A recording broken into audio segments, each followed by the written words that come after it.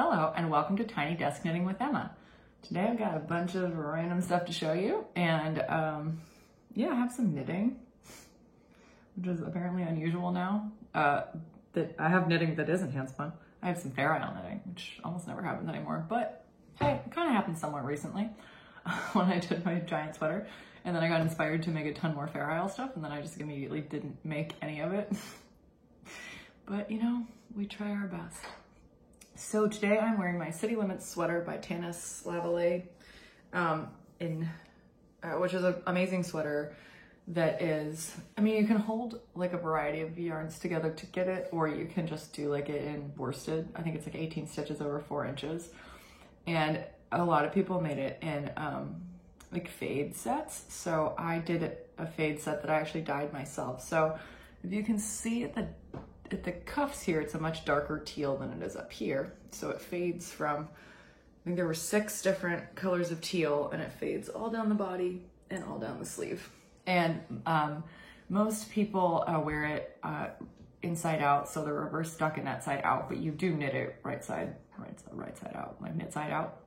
It has these pearl raglans, so if you're, you know, knitting it inside, when you're knitting it, there's like knit here, and then there's the pearl raglans, so that the knit raglans come out and the panel or the little seams go down the side, 2 fake seams.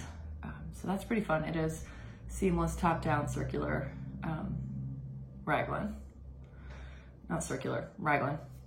The neck is a little wide. It does have an I-cord finish, which is I really like that. I've made it a few times. So I made it once. This one has mohair with it too. So as you can see, there's like a lighter mohair. And I wish that I'd had like 3 different colors of mohair and faded that too, but I didn't think about it, and I just thought I would do like a chill little, you know, kind of light colored mohair to make it look very like impressionist and painterly, I don't know. So yeah, that's fun. Yeah, anyway, I made this 3 times. So the first time was with a different fade set that I made, and I didn't hold it with mohair, and it was pink. And that's actually still at the shop at Must Love Yarn in Shelburne, Vermont, which is fun. I made it for them as a sample because I was selling the fade kits, which I think they've finally sold out of 2.5 years later, which is nice. I'm drinking my coffee in one of the Anthropologie mugs with my initial on it that I got probably 5 or 6 years ago when I was a grad student. I think I initially got them, that was an unintentional pun. I think I got them because I wanted to keep pens and mugs that said E and B on my desk, and eventually they just became actual mugs that I use.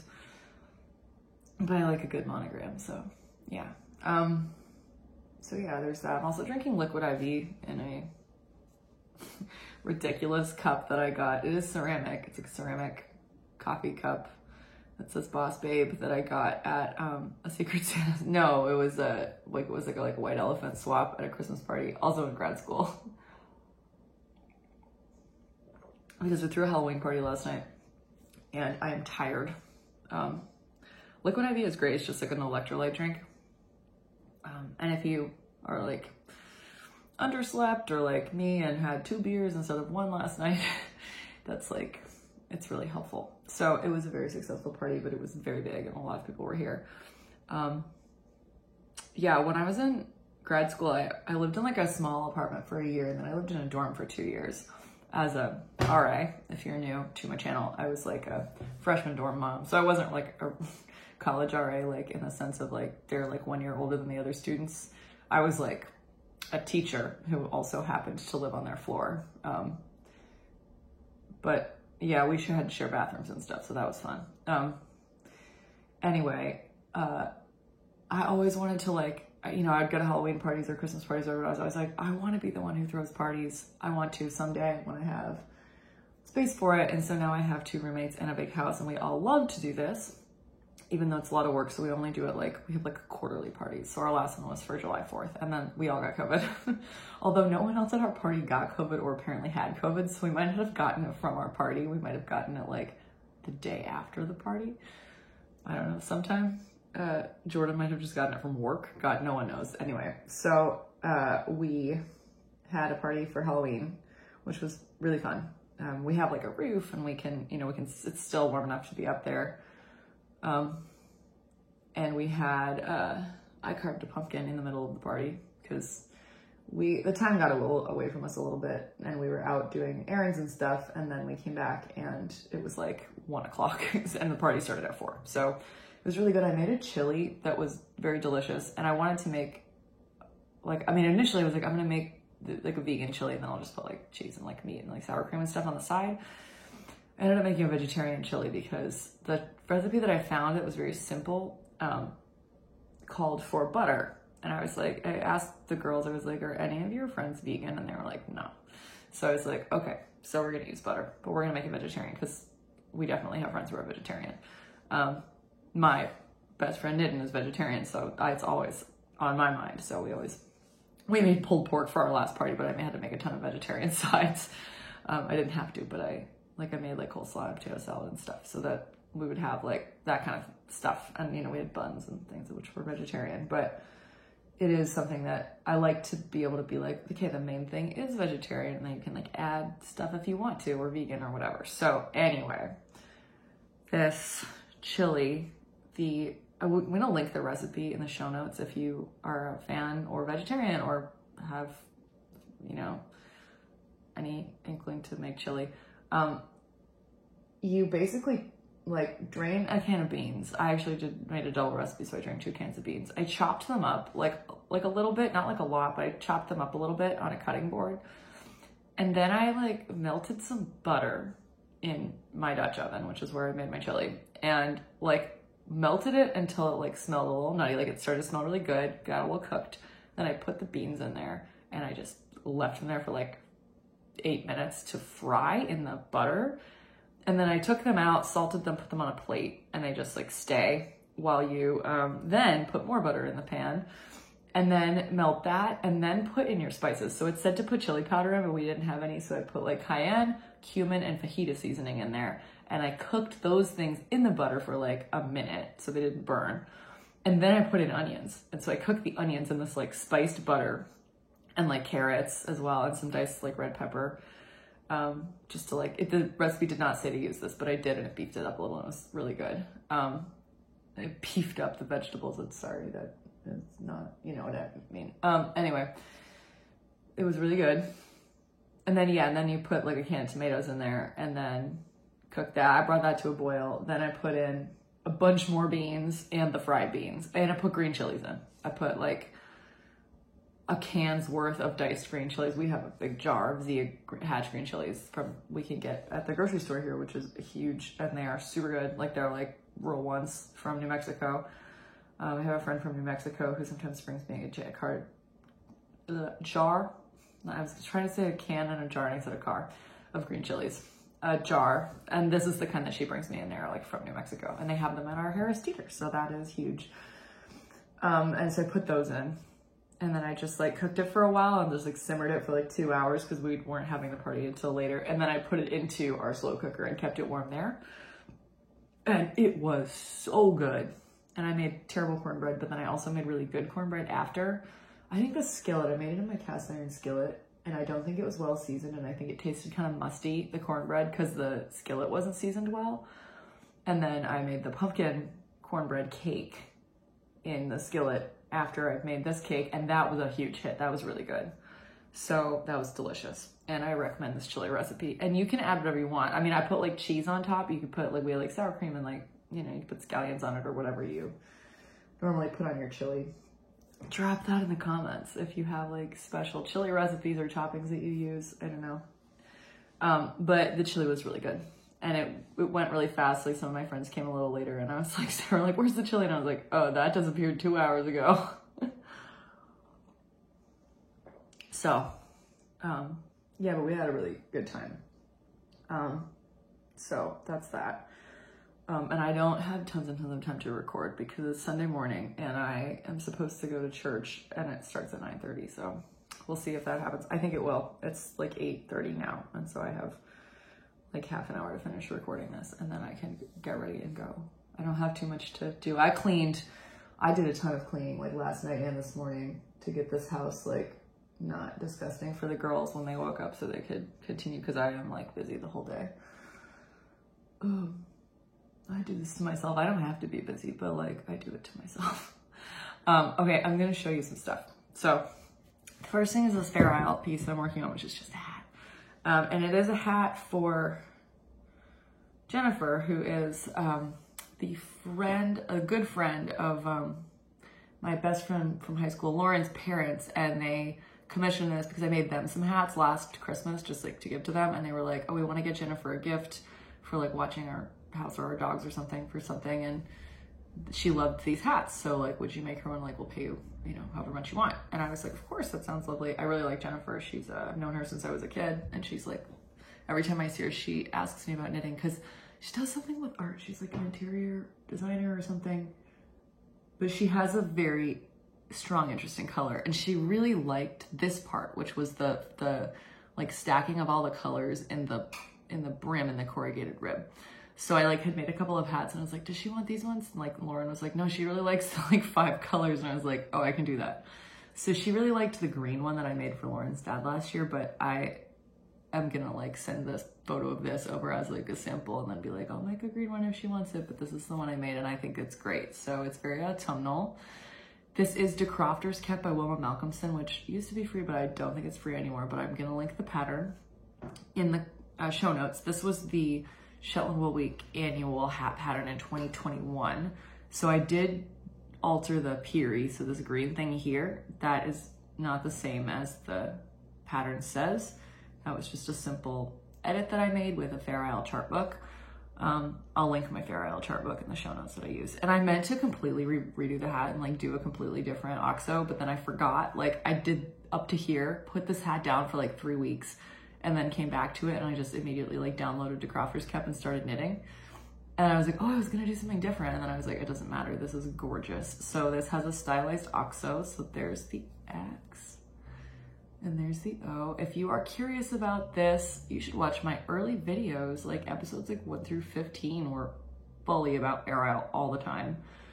And I gave the viewers a lot of information about Fair Isle stuff. So like about patterns and about history and like stuff. I'm not holding this very still, sorry. Yeah, so anyway, I'm gonna explain this. This color is like well, the background color, sorry, I'm a little all over the place. This color, the background color is Jamieson & Smith Supreme 2-ply, Supreme Jumper Weight, not Supreme 2-ply, it is 2-ply, but it's called Supreme Jumper Weight. The color is 2002. It's the main background color of my Hilda jumper. I had lots left over. The contrast colors here, this green is I think it's, what's that company called? Oh, it might be Le Petit Lambswool, actually. It's either Le Petit Lambswool in very dark green, or it's BC Bio Shetland. I can't tell the difference between those two in the scan. I think it's BC Bio Shetland. I want to say it's that. I'll link that in the show notes. That's a very economical yarn, and it's a little thinner than 2-ply jumper weight. It's definitely thinner than Supreme Jumper Weight. As you can see, this top one is thicker than this one in terms of the gauge. Here, hold it up. This is like almost a sport. This is like, you could substitute Supreme Jumper Weight for Rama Fennel yarn. It's because it's even loftier than regular 2-ply jumper weight. And then this guy, BC, I think like BC Bio Shetland or Le Petit Lambswool, I don't know. I think BC Bio Shetland. They have more yardage. They come in 50 gram skeins and they have like 300 yards on them. So that's like more of like a heavy lace weight almost. Wool and spun though, and goes well with these yarns. As you can see, like you can still definitely see the color work, no problem here. So then the red, I could probably hold all these up. So there's the green. I made my dad a hat in this with like gray Fair Isle pattern, and then I made a reverse version. I think I made that for Peter, who's my mom's like childhood friend Barb's husband. We stayed with them like last Thanksgiving, and I made them hats. And they're awesome. So anyway, there's that. This is a ball of my hand spun that was just still in here, from the cowl that I made for Monica, which she loves. So I gave it to her last weekend and she loved it. So if you want to see that cowl, go back 2 videos to my Rhinebeck recap. The red, sorry, I'm just gonna wind this off because they're getting tangled. Oh, and I gotta use the red like next. It's like my next color here. This isn't finished because I got to the end of the circular needle. Like I got to the end of like where I could keep going on the 16 inch. I need the 40 inch to finish it. Yeah, sorry, gross. This is a Jamieson's of Shetland Spindrift, which is different from Jamieson Smith 2-ply jumper weight, but they're interchangeable in a project. You can use them interchangeably. In Cardinal, I probably got this from the Woolly Thistle, but they stock Jamieson's of Shetland intermittently. They don't always stock it. The next color I used in my sequence, also Jamieson's of Shetland in Paprika. Here.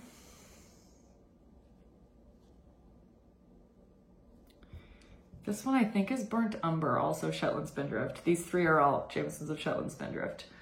And I think this one's Burnt Umber because the yellow is Burnt Ochre. This is Burnt Umber. I had all these from my, my Farrow yoke, Cockalory yoke that I made a couple years ago from Farrow Weekend. And I still wear it all the time. But even like a whole yoke with all these colors, I had so much left over. But I couldn't find Burnt Ochre.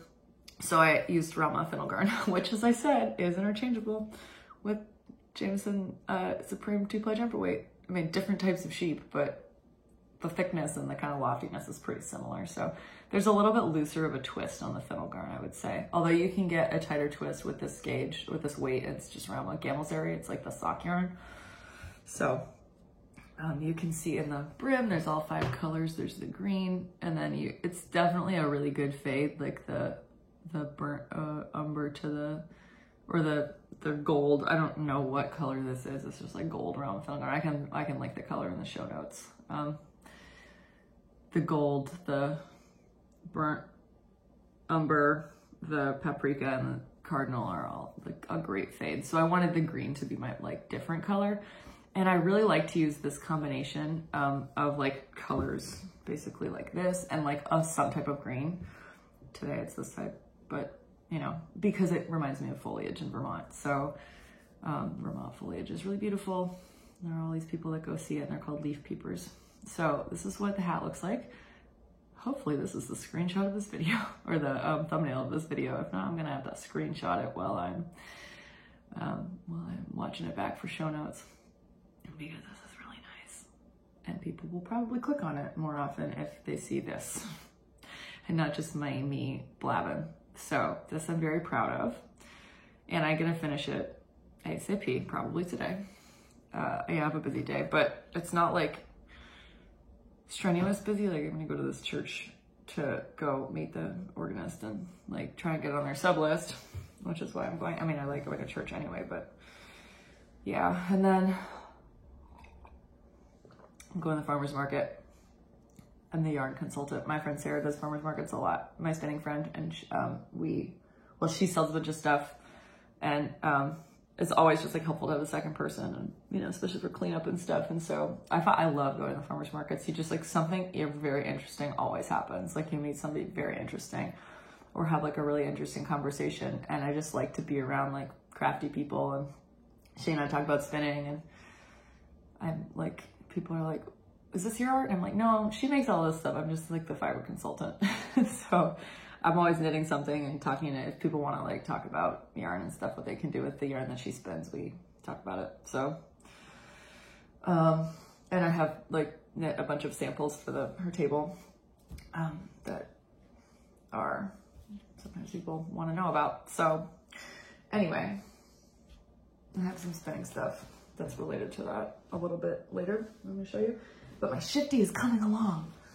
So this is the handspun shifty that I started a couple of weeks ago. There's a little bit of a lot going on here because I did start one of the sleeves, and then I didn't go and do that far on the other sleeve, but it doesn't really matter. So it looks great. I did try it on the other day at work on barber cords, and it fits really well. And I'm just like, really, it's so cool.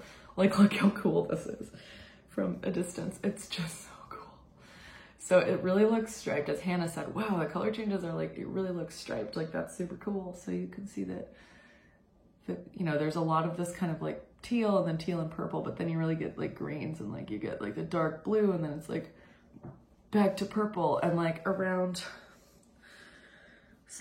this point, which is hard to see. I'm sorry, the lighting's not great. Like after this, there's like a new skein. So you can't super tell. It definitely looks, there's more color shifting because it's like a more recent skein, and I did more color changes like frequently. So it's like a like sagey green and a darker purple and blue, and I'll show you the skein. This is the second skein, the sleeve skein that I made. So it all came off the same bobbins, but it's like dark blue, purple, lighter purple, sage green. Yeah, there's a lot going on in here. So there's still a bunch left from this first skein. Right now we're working on lilac or lavender on lavender, whatever you want to call that. Yeah, huge difference in the yarn I'm making on the matchless, because this I made on the matchless, and the other one I made on Monica's wheel, Gertrude. The matchless is Thelma. So I'm gonna probably call them Monica's wheel and the matchless so that you know what I'm talking about, because I don't want people to have to remember the weird names I call my wheels. Yeah, so my yarn on the matchless is very different because it's much more twisted. So interesting thoughts about that. And so this I made on Monica's wheel, on Gertrude. And then this guy, way more tightly twisted. It's more like rope, honestly, made on the matchless, because I'm still getting used to like the tension on it. The tension is a little bit messed up. So I need to fix something about it, because it wasn't giving me any trouble until like 2 days ago. And then it started giving me some trouble with tension, where I was like having to tighten it constantly because the tension was just loosening. And I think if anyone knows, this matchless is from 1988, by the way. It is older than I am.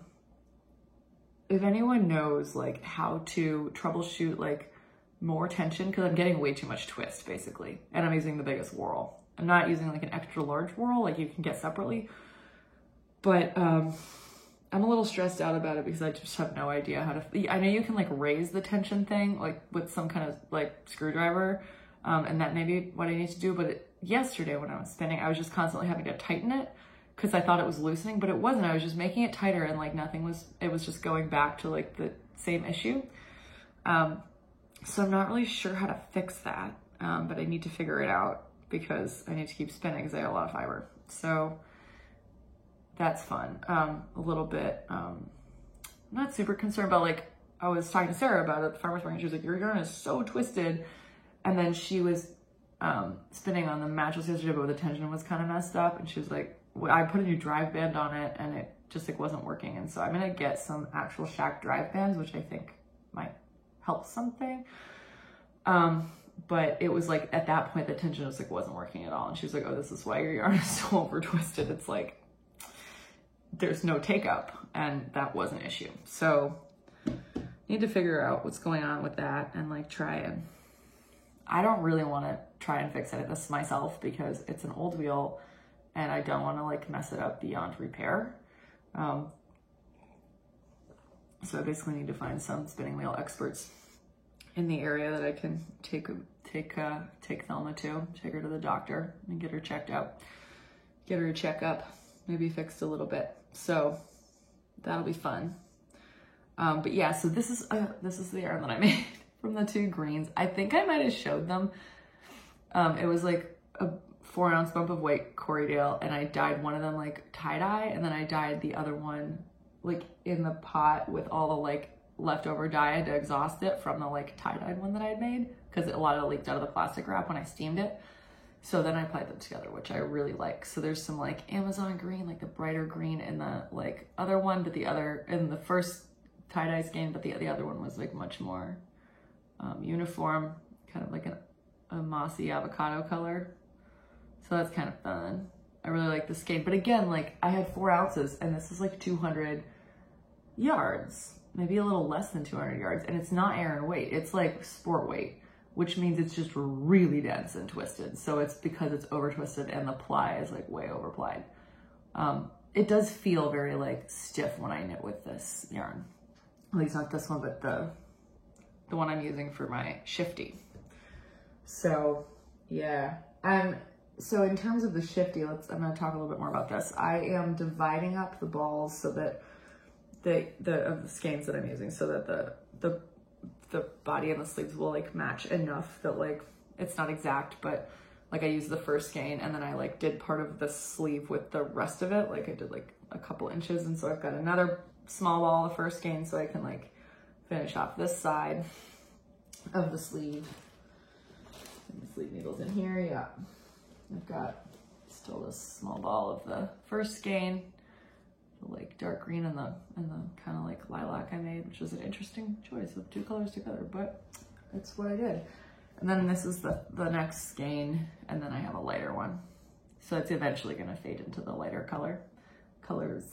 So that's fun. I talked about this last week though. I'm excited about it though. It's very nice. And I tried it on and I just loved it. I loved the way that it fit. It was a perfect fit. Which is good because I had to adjust the size. It made making the very smallest size, which is like a lot smaller than my actual frame. Andrea Mowry is very size inclusive. She goes really small and really big. So I think that's awesome. Liquid Ivy, excuse me. So that's great. But yeah, I'm making the smallest one because my gauge was not tight enough, because it's like more of a sport DK, the hand spun, than a fingering weight like dyed in the wool. So there's that. Yeah, so the other things, I don't know when I had made this. I think this was still on my bobbins last weekend, but it's like a light blue that I got at Frederick Fiberfest.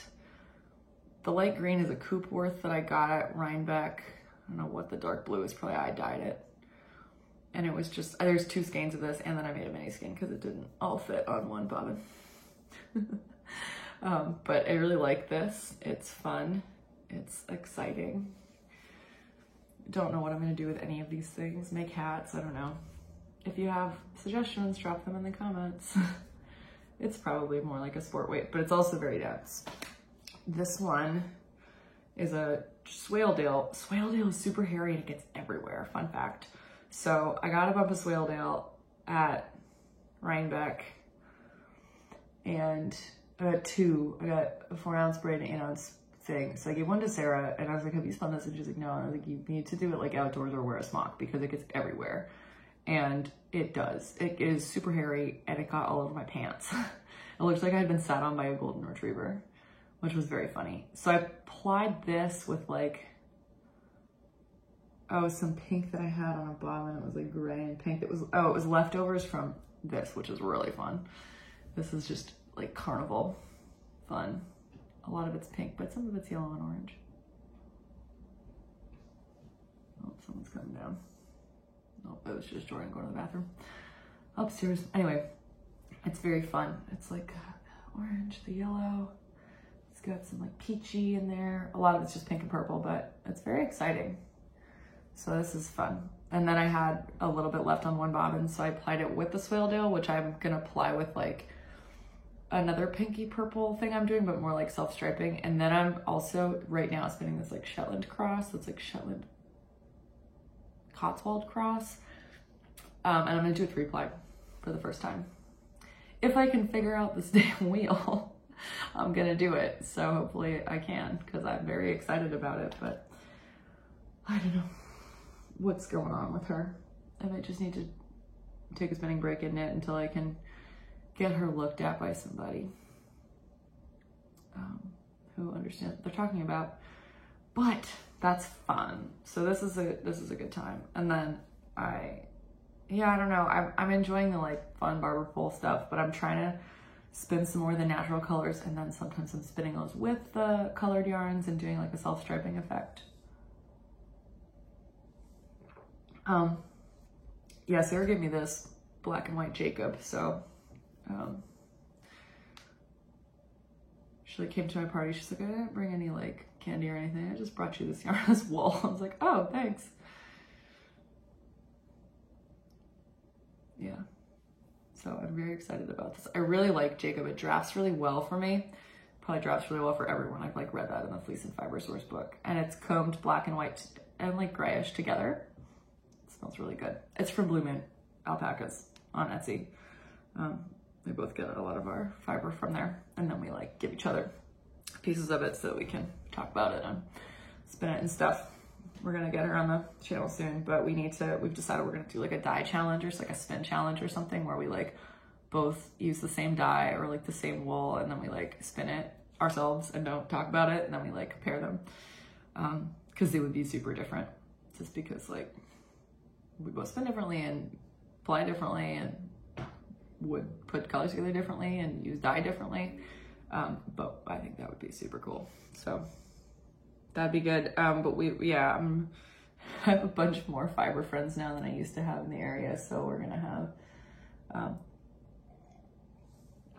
lots of fun, hopefully, fiber chats in the future. Every time I see Monica, I'm like, we need to record something for the channel. Monica is a hoot, and me and her together are like, we've been friends for a long time. We are quite the double act. So I keep trying to get her like locked down, but she's so busy, it's like crazy hard.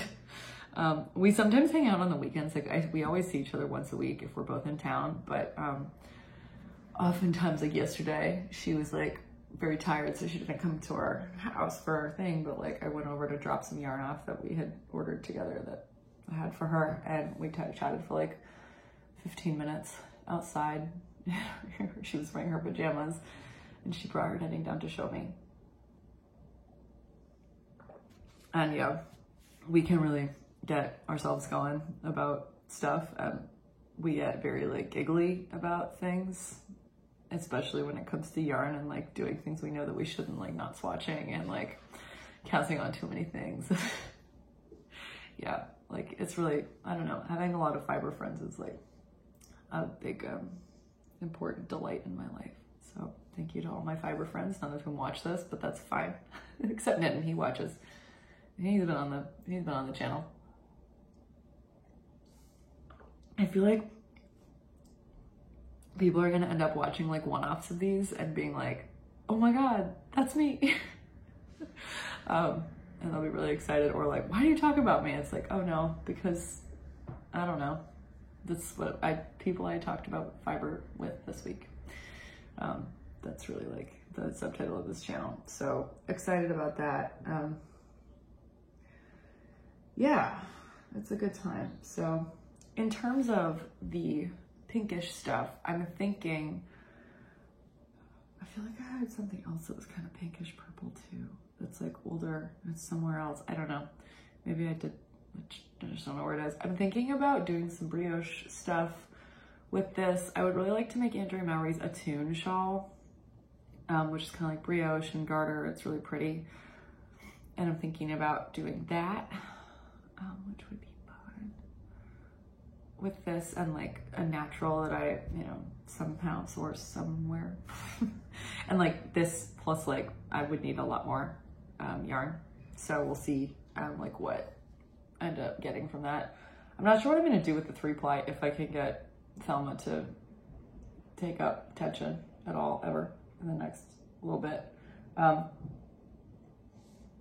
mean, naturally I would probably swing towards socks for that, because it's 3-ply and it's strong, but it might be like way too tough for that. So we'll see. I haven't tried chain plying yet. I don't know if I gotta do that at some point, but I know I'm like nervous because I'm like, I want to use some fiber that I don't like necessarily care that much about, because it takes more ounces to learn a new skill. That's what Andrea Mowry and Chile Moreno, I don't know, one of them said that.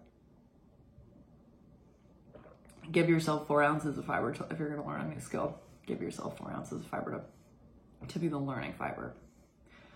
And I know a lot of people find that chain plying hurts their shoulder if they have to lean back, and like, I know that's the same kind of thing for woolen spun, because it's a long draw and you have to like lean, bring your arm way back for that. And so I know a lot of people get like a Saxony style wheel for that. I don't know why that's necessarily different. I mean, other than maybe the orifice is at a different height. I don't know. If you have thoughts about that, please let me know. I would be interested to know that. But yeah, otherwise I have to be a lot of places today, and I think I might have to end this one. Oh, you know what I'm gonna show? Sorry, this is like late, but I'm gonna show the jog in my fair aisle, because people sometimes ask about this, and I sort of showed it in that cowl that I made for Monica, but not really. So this is the jog in my, right there. This is the jog in my DeCrofters cap here. So you can see that it's a jog. Like, especially up here, you can see that these are a little shifted, but it's pretty hard to notice is my point. And then when you pull that tight, when you pull those colors tight, the ends, you know, the ends that are inside, it's gonna be hard to notice it. So I think that people shouldn't be nervous about that. Just go for it, man. Just go for it. Not too tricky. So there is that. And yeah, I'll let you guys know about Thelma and if I can get her to take up fiber again. If you have thoughts or this has happened to you, please let me know what you did to fix it. I feel like I probably just need to screw something somewhere, like tighter, or readjust something. But you know, she is not young. She is like 35, 34 for a spinning wheel. She's, I mean, that's like, you know, spinning wheels from the 1800s still work, but I would like to make sure that I don't break her. She is dear to me. So if anyone has any ideas of how to fix that or how to troubleshoot it, I think I might just contact Shacked and be like, hi, is there something I should do? It's a quick fix. We'll see what they say. Because they were very good about, I emailed them to be like, hi, I don't know how old this thing is and how to find the serial number. And they told me where the serial number was, and I found it, and I dated it at 1988. 9/14/88 was when it was made, which is my dad's birthday. 9/14/88. My dad turned 27 on that day. So it was made when my dad was younger than me.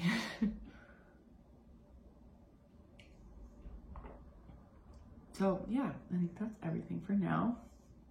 I will probably next week show you some more progress on my Shifty. Hopefully have a healthy diagnosis for Thelma and show you some more handspun. And I'll have this done, hopefully. I'm thinking about making some Fair Isle headbands to do some new color combos because I wear my hair up like this a lot. I have lots of other friends who wear their hair up. Like Monica always clips her hair like that. Yeah, it's like, I think headbands are good. Sarah Lake crochets headbands that can also be like cowls, which I think is really funky. That's a very good idea. Although I don't think that would work with a Fair Isle headband because it wouldn't be wide enough, because it would really just cover your, I don't know. Maybe it would work okay as a cowl too, if you made it thick enough or like tall enough.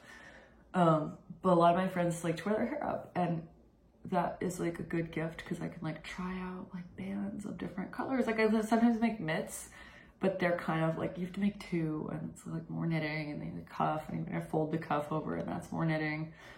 And it's just, I think like making one thing is just like easier than making two things. Yeah, and I might not do corrugated ribbing because it takes forever, but I don't mind it. I mean, I do corrugated ribbing on all of my Shetland hats, and I got, you know, I'm pretty fast at it now. It doesn't really bother me. It's also so pretty. Jennifer is right. The like 5 colors together is like, that's super nice. So I'm gonna do that probably at the farmer's market. I'm gonna finish this hat and work on a Shifty and think about how to fix Thelma. Oh, I forgot to tell you what the rest of my day is gonna be. I'm going to Knittens to watch The Crown because I've seen The Crown 1,000 times. I'm a very big fan of Olivia Colman, as all of my in-person friends definitely know. Probably really sick of me being like, I love her so much. But new season's coming out soon, and Knitton hasn't finished season 4, and we usually watch it together. So we are gonna go watch the last few episodes of season 4 before season 5 comes out in like a week, which is crazy. If you watch The Crown and haven't seen the trailer, you should do yourself a favor and go watch the new trailer because it is very dramatic. Yeah, Taylor Swift came out with this new album like a week ago called Midnights, and there's this one song that I'm not gonna say because there's a curse word in the title, but it's like a revenge song, and it's like, I don't dress for women, I don't dress for men, lately I've been dressing for revenge or whatever, and every time I hear it, I think about Princess Diana wearing the revenge dress, which you could see in the Crown trailer, and it's yeah, I was like very small when all this was like actually happening. Because this was like the 90s when I was like 3. I think Princess Diana died when I was 3. So 97, right? Yeah, it was 3. So wasn't really aware of it at the time, but you know, have read several biographies. Me and my friend Lila went on like a deep dive during like deep COVID in like late 2020, early 2021. We went on a deep dive of Diana lore, history stuff, and we like read all the biographies and all the like interviews. We watched them all, and we got like really into it. So because The Crown season 4 had just come out, and we were like, oh my gosh, we need to like do a deep dive on this and learn everything because it's so crazy. So we're both upset that Dominic West is playing Charles because we think he's way too attractive. No offense to Charles, but like, yeah, that's doing him a lot of favors. That's rude. He's now the king, so that's weird. I really I knew that was gonna happen at some point in my life because like, you know, Queen Elizabeth was old, you know, but I don't know. It was weird. I had a lot of friends in the Monarchist League when I was in college in Toronto. If any of you guys are watching, hey. Like close friends so I learned a lot about the monarchy and like a lot about the stuff going on there, and that was cool. Sometimes I went to like the events because there was free food, and also my friends were there. That was a good reason too. And I am like obsessed with The Crown and stuff, so mostly because I love Olivia Colman and Claire Foy, but yeah, love Olivia Colman. I just think she did, like, that was season 3 of The Crown. Like, that is like some of the best acting by anyone ever.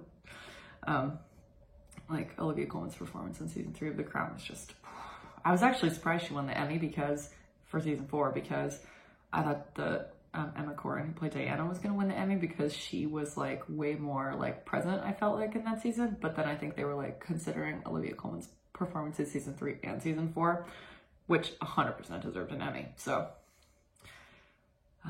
in my heart, she always deserves all the awards. And I get like a little bit offended every time she doesn't win an Oscar. And then it's like, well, she won an Oscar like some years ago, and they're like not gonna give her another one for a while. So I'm like, it's not a reflection on her performance. It's the fact that she already has one. And so they're not going to give her another one for a bit because they have to spread the wealth, even though she always deserves it. So we'll see if what did they say she was going to win for this year? Isn't it Empire of Light? That's not out yet, but I think everybody's like, oh, she's going to get nominated again for that. She always has like a movie at the end of the year, like The Lost Daughter was like last time, and then The Father was the year before that, and yeah, like The Lost Daughter, and then immediately Oscar noms. Yep, she got nominated. So I'm very excited to see. I guess Empire of Light is going to be the movie.